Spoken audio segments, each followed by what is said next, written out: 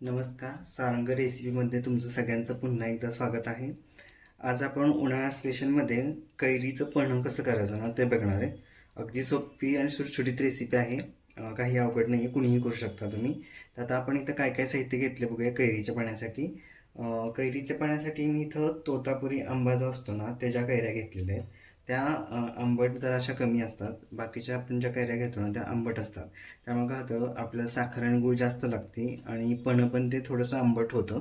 त्यामुळे घेताना तुम्ही तोतापुरी कैरी जी असती तीच घ्यायची आहे. त्या 2 कैऱ्या मी कुकरला 2 शिट्ट्या करून उकडून घेतलेल्या आहेत. साखर मी घेतलेली 1 वाटी, 1 वाटी गूळ घेतलेला आहे.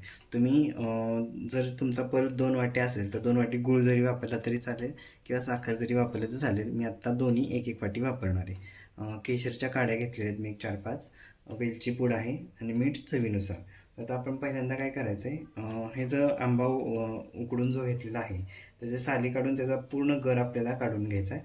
तर तुम्ही पहिल्यांदा गर व्यवस्थित काढून घेतो. तुम्हाला दाखवतो मी कसा काढायचा गर तो. तर आता इथं मी मिक्सरचं भांडं घेतलेलं आहे. त्या मिक्सरच्या भांड्यात आपण गर काढून घ्यायचा आहे व्यवस्थित.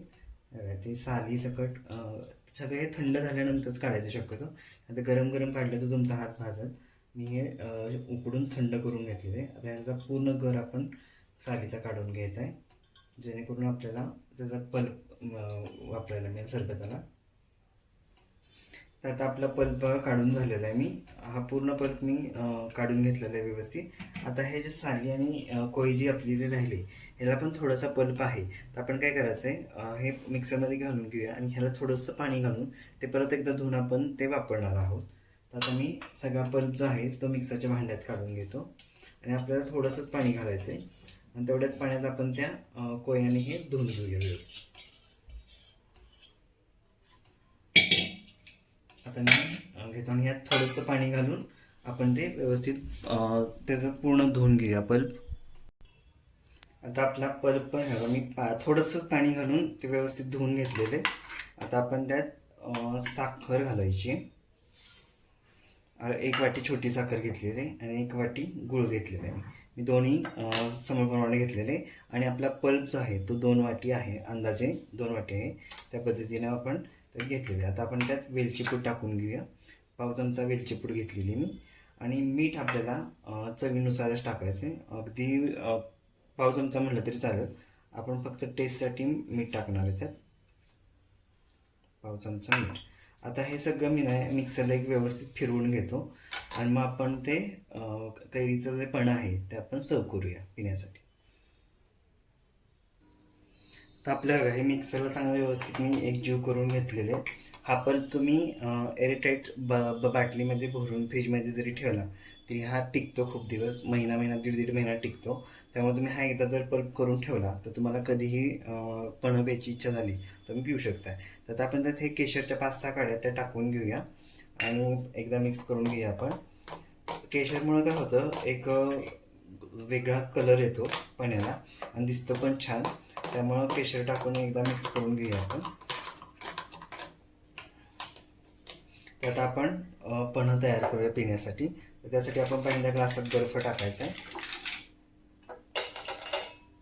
एक 5-6 क्यूब बर्फाच्या,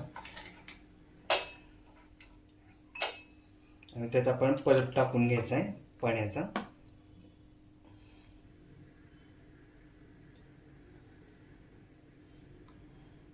एक 2 चमचे पल्प.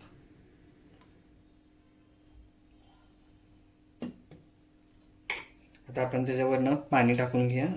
चिल्ड पाणी घ्यायचं आहे फ्रीजमधलं किंवा माठातलं असलं तरी चालणार आहे. तुम्हाला जसं चालेल तसं तुम्ही पाणी घ्यायचं आहे.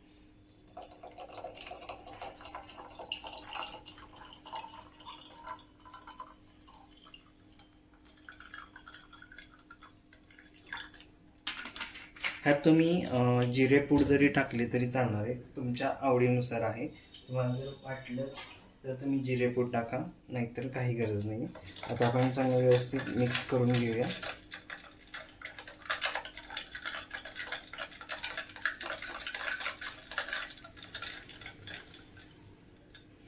आपलं पन्हं आता पिण्यासाठी तयार आहे, ते आपण सर्व करूया पिण्यासाठी. कडाक्याच्या उन्हाळ्यात थंडगार असं कैरीचं पन्हं पिण्यासाठी तयार आहे. तुम्हाला जर माझ्या ह्या पण्याची रेसिपी आवडली असेल तर माझ्या रेसिपीला लाईक करा, शेअर करा आणि जे माझ्या चॅनलला पहिल्यांदाच व्हिजिट देत आहेत तर त्यांनी माझ्या चॅनलला सबस्क्राईब करा. खूप सोपी पद्धत आहे पाण्याची. तुम्ही फक्त वापरताना तोतापुरीचीच कैरी यूज करा, जेणेकरून तुमचं पन्हं जे आहे ते जास्त आंबट होणार नाही आणि व्यवस्थित लागेल ते तुम्हाला खाताना. तर नक्की तुम्ही ट्राय करून बघा या उन्हाळ्यात आणि त्याचा आस्वाद घ्या. आपण परत पुन्हा भेटू पुढच्या एका वेगळ्या रेसिपीबरोबर. धन्यवाद.